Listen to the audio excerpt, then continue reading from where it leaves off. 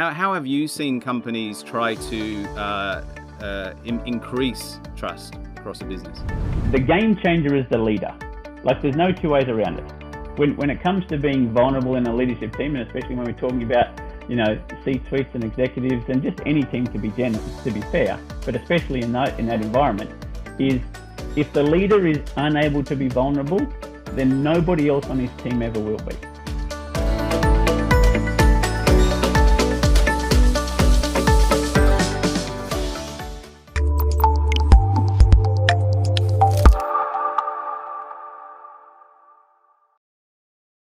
Good. All right. Well, morning, Matt Lashbrook. Thank you very much for joining us. Topic of discussion today is the five dysfunctions of a team. So, an interesting book published in 2002, of course. But do you want to just give us a quick background to a little bit to yourself and a little bit to the table group and the background to our discussion today? Yeah, no worries. So I've been with the Table Group as a principal consultant for coming up on 3 years now. Prior to that, I spent 16 years in fraud investigations with the Federal Public Service here in Australia. Worked a lot of time with cross-agency teams, so I spent a lot of time doing that. I then moved into financial services, spent about a decade in there working in both large organizations and small organizations, working with teams there. And then, as I said, almost 3 years ago now, joined the Table Group.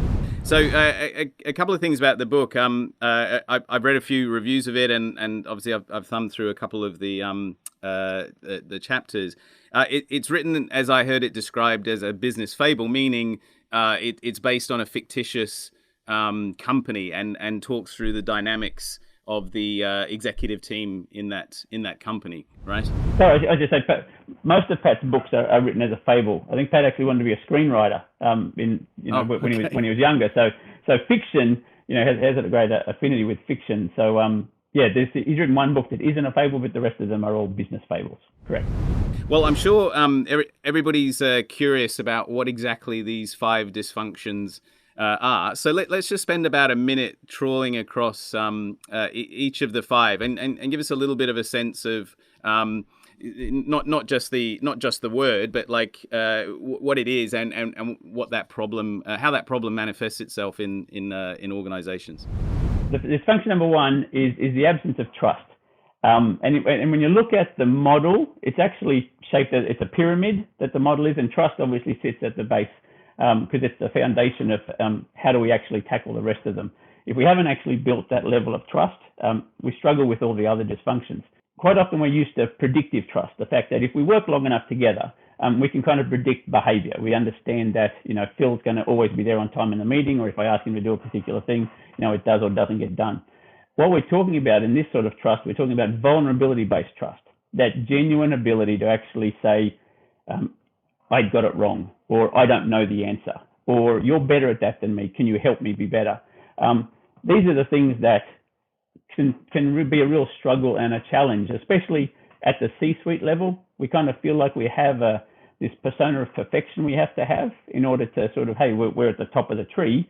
We must know everything. Well, that's not actually true. It can be really hard to be the actual facts. And all being vulnerable really is admitting to the human condition, is admitting to the fact that we're human and we all make mistakes. We learned that when we were kids. Absolutely, and you're right. As you get more senior, you can't afford to say that there was a mistake or that you don't know everything, right? And then so moving on, then the second dysfunction. The second dysfunction is the fear of conflict. When you build that level of vulnerability-based trust, when you can actually genuinely say, I'm sorry, or I don't know the answer, or hey, can you help? Conflict then just becomes passionate, unfiltered debate in search of the truth or the best answer. That's what great healthy conflict in a team is. And the fear of it keeps us in that artificial harmony. The idea that we don't want to go to work and rock the boat, but we're really doing our team a disservice, because without that level of healthy debate, effectively, we're making decisions based on not all the information if people aren't contributing what they know and the experiences they've had that they bring to the table. All right, and the third dysfunction? A lack of commitment. And what that comes down to, and I know Andy Grove, the former CEO of Intel, kind of coined the phrase disagree and commit. The ability to disagree in the moment, like around when you're having that passionate, unfiltered debate, but once a decision has been made, to just genuinely commit to whatever that decision was. There's a difference between being kind of intellectually committed to something or being emotionally committed to it. Like the bar is different. I can sort of walk out going, yes, I can see the reason for that, and I'll go and do whatever I have to do. Or I am genuinely all in, and I'm going to do everything in my power and my team's power and everything that I have available to me to make this a success. And there's a genuine difference. The genuine challenge is in the commitment part, is to actually walk out of there clear and aligned with what it is we've committed to do, even if it wasn't what you thought was a great idea. That's what a great team will do. Okay. And there's a couple of these I want to come back to once we go through all five. So number 4. It is the avoidance of accountability. In most cases, we don't like to hold people accountable because it makes us feel uncomfortable. We're normally pretty good at holding people accountable for what we can see on a spreadsheet, whether it be, is it red, is it black, are we, how are we going against our KPIs, those sorts of things. Leaders are pretty good at that. They feel comfortable with going, okay, you missed your numbers this month or whatever it happens to be. That's pretty simple. When we're talking about accountability in this particular model, remember we've based the whole thing on this level of vulnerability-based trust that we've been able to build in the team. That enables us to hold each other on a peer-to-peer basis accountability as well. Because quite often what happens with accountability, it's quite hierarchical, But what we're talking about is genuinely being able to hold each other on a peer-to-peer basis in real-time accountability. It's really struggling, and we'll avoid holding people accountable for behavior because that feels really uncomfortable in the workplace. So yes, accountability, not just for the results, but for the behaviors, the how you do it, right, around that. Absolutely, very, very important as well. 5th dysfunction. Yeah, what are we doing all of this for? Like, there's a whole reason that we have all these sort of things that we're trying to overcome, and that's an inattention to results. We are actually trying to achieve something. This isn't a sit around the campfire, sing kumbaya sort of stuff. We're actually really trying to get things done. But what we have to make sure that we're focused on is what it is that we're doing as a collective. Like when we're talking about teams, we're talking about the inattention to the collective result. Quite often we end up really attentive to our individual results, which takes us away from the focus of what are we trying to do together. As a leadership team, and when we try to build a cohesive leadership team, the sum of the parts is way more than the individuals. So we need to understand that we win or lose together as a team. And this concept of the fact that your number one team should be the leadership team you're on, not the business line unit that you lead if you come to that C-suite. Your most important job is as a member of the leadership team, not as the chief marketing officer. Just let me trawl back across these then, because it's quite interesting. The two that stick out for me actually are the trust one and the commitment. And so if I can just start with trust then. So as you said at the start, willingness to sort of accept that we're not all perfect, willingness to accept that we don't have all the ideas, all of the knowledge. How do you kind of address that then? How have you seen companies try to increase trust across a business? The game changer is the leader. Like, there's no two ways around it. When it comes to being vulnerable in a leadership team, and especially when we're talking about C-suites and executives and just any team to be fair, but especially in that environment, is if the leader is unable to be vulnerable, then nobody else on his team ever will be. What keeps us from being vulnerable quite often is in the past, when we have been vulnerable, it's kind of been held against us. It's gone against, it's a black mark rather than a badge of honor. Like, if you haven't actually done something good, you've gone, how could you actually have stuffed that up? Indeed. And I was just wondering if whether COVID and the dispersion of people, out of the office and not together, whether of all the dysfunctions, I don't know if you have an opinion on whether COVID and the last 18 months has had any particular adverse impact. The thing that initially executive teams and lots of teams found in that beginning part of COVID is it actually opened them up a bit. They were able to be a bit more vulnerable.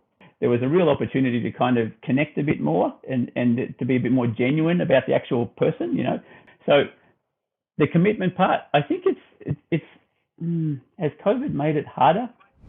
So okay, mate, let's take it as maybe COVID's had a sort of net positive effect. Commitment generally, though, as I said, a difficult thing to back an idea that wasn't yours. So how have you seen companies deal with that? In the commitment space, what we're trying to avoid is uncertainty and ambiguity. So what we have to do when we come to that commitment space is we have to be crystal clear on what it was we decided. Because that's really important, because we could make a decision and we could say the same thing and two people kind of hear a different message. I guess the challenge with the commitment piece, it comes back to it moves up the triangle to the accountability part. Once we've committed to it, it's the accountability part that holds everybody onto the line of what it was we committed to, whether we agreed to it or not. So if I've committed to something, even if it wasn't me that it was my idea, maybe I still have doubts, some uncertainty around whether it's going to actually work. If I'm not doing what's required of me, or if somebody in my team feels like I'm not fully in, and then I should be called on that. Somebody should call me on that and say, hey, Matt, I get this feeling that you're not all in. We need to talk about that because it's required of all of us to be all in. So the other thing to remember on the commitment piece is making sure that we give people the opportunity to weigh into it. When we're in the disagree part, if people have had that opportunity to weigh in, they're far more likely to buy in, even if it didn't go their way. Yeah, no, I understand that. So before we round this out now with a sort of few lessons for everybody, I mean, what's your favorite dysfunction? My favorite dysfunction is trust. Well, it's my favorite thing to overcome. When you actually see a team sort of increase that level of trust and be able to go to a place where especially when we're talking executives, to go to the place where they can genuinely be vulnerable with each other, it does change the game. The thing that most teams find probably the hardest, and one of the things that is the last piece of the puzzle to come, is that accountability piece. That's the one that's probably we do. There's a team assessment report that we do that is which you can get there's a free version online, but it gives you like a color score across the 5 dysfunctions, and the most common areas that are the lowest score are trust and accountability. There's a reason why trust is dysfunction number 1, because of its sort of base to the whole model, right? If you had to distill down the 5 dysfunctions, which I'm sure every company, every leadership team experiences in part or in whole, any just sort of words of wisdom to distill that down into a bit of takeaway advice? Yeah, I guess being really clear on what the leader's role is in building a cohesive leadership team, a genuine one. The fact that teamwork it's a strategic choice. Like we have to actually make a decision to be a team, and it requires an emotional commitment. If we think about all the great teams we've ever been a part of, whether it be at work or in a sporting world, we normally understand there's a genuine emotional commitment that is required when you're on a great team, and that's something that we just need to remember. If we're on a great team, it's not just about day-to-day 9-to-5 execution on a strategy. Great teams are emotionally invested with each other and in the team. All it is, and the other thing, if you think about it, Philip, this isn't rocket science, but what they are is common sense delivered with uncommon levels of discipline. And that's the part that can be the real challenge for us sometimes as leaders, is the fact that it's relatively straightforward, but it requires persistence and discipline and rigor around keeping it front of mind, making it become sort of muscle memory for how we operate as a team. Indeed. The table group, then we'll put the link in the video. But I remember you saying before we jumped on, there are some resources there, and obviously people can read a little bit more about each of the dysfunctions and probably some case studies and so forth. What else is on the site? Yeah, there's a bunch of free resources on the site. The table group, we're very open source about, hey, here it is. Go and have a go, and how can we support you in any way